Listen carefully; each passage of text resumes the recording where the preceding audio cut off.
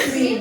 Murag kasing-kasing nagaantos. Nagpaabot og signal nga basig mo balik ka.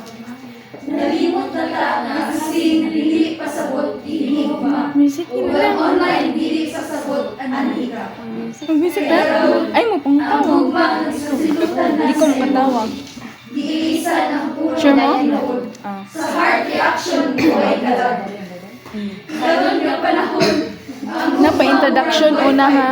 kusog sa Nakadaan uwan, namin. hinay sa uwan, Ha? usahay mo connect, pero sa karan abang bridge. Ito na sa tong Ang start. imong I love you, kausap o Alas ay mo mo ang you. title. Kaya busy pa ka sa notification sa uwan.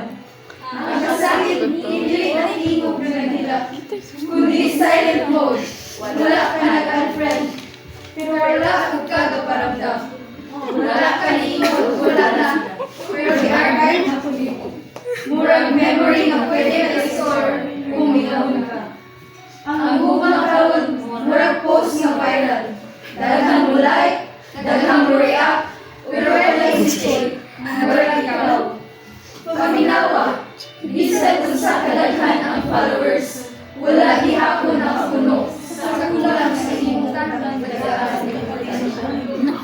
Nananoy ko sa panahon na ang gumba dili base sa status, dili ipakita sa story, dili ibase kung kinsa imong i-heart. Diyan na katoy ni Guman. Pero ipakita na tinuod ka, maski walay signal, maski walay data, maski offline ang kalibutan, ang kasing-kasing nimo, ang nag-broadcast gihapon o pinagkanay.